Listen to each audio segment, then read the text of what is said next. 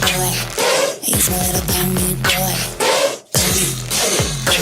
So I treat him like a bongy boy.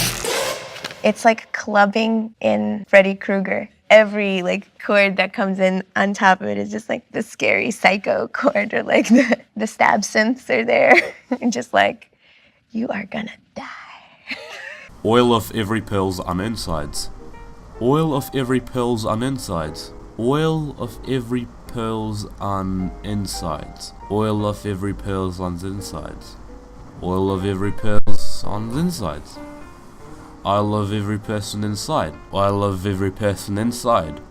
I love every person inside. I love every person inside. Oh my, I love every person. If you're expecting nothing but bangers out of Sophie, then this album's going to throw you quite the curveball, and so it should. Unpredictability has been her great tool, probably underestimated by those who extrapolated from Faceshopping and Ponyboy, while ignoring the lead single from this album being something completely different, but I'm about to ramble and we ain't here to bramble. As the elusive producer initially under the PC Music record label who released Bubblegum bass singles with creative percussion sculpted from the twangy, clashy sounds of kitchen utensils and scrap metal in your garage, but now having come closer to the spotlight and the public eye, she has used her debut album and the music videos for its lead singles to be revealing and about herself and her identity. And identity is a big part of this album, one that calls for intimate and emotional introspection within the off-kilter and disorienting electronic dance music that she specializes in. So why on earth were some of you all expecting only bangers? Indeed we do have bangers though, so let me get those out of the way. Ponyboy is still my favorite song on here, and its lethally distorted bass also offers a barrage of inventive percussion timbres as well as an unsettling and dark drone underneath it. However, my favorite part is when the soulful vocal snippet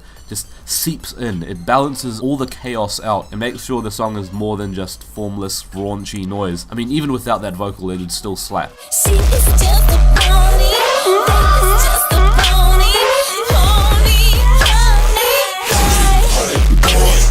Immaterial and Whole New World at the end acts as a triumphant moment of confidence and assurance after a middle third of the album that spends most of its time creating a syrupy, dreamy ambience. And while Immaterial could pass as a genuinely fun pop song, Whole New World is a motif-based collage of unsettling, glitchy beats and clattering sound effects that sounds as if it's continuing to fall apart the more that it carries onwards, shooting bolts and screws all over the place. However, I've saved Faceshopping for the last of the bangers, as it also acts as a nice midway point between the rowdy sound of this album and the more steadfast, vital message. There's something to comment on when the repeating lyric is, "I'm real when I shop my face." I'm real when I shop my face. And in between the disorienting, overwhelmingly pounding stabs that this song makes at you sonically, every time the vocal chips in, it's like a reminder that Oil of Every Pearl's on Insides is an album about identity, most importantly. There's a reason that the album begins with It's Okay to Cry, an uncharacteristically intimate ballad with a gorgeous and twinkling piano arpeggio as Sophie sings breathily and shyly, up until the last, 15 seconds? Where the song picks up frantically with confidence and triumph in its final moments. And there's a reason that the middle section of this album settles into a perplexingly low energy, fizzling, ambient piece of sorts. I do take issue with how long-winded and drawn out this part of the album is, even with the gushing waterfall-esque way that Pretending builds over its runtime, and the spitling synthesizers that lap at your ears on Is It Cold in the Water. A notable amount of this part of the album feels as if it's just a mere barrage of screechy, colourful ideas and sounds that were clumped together, and you're drowning in it.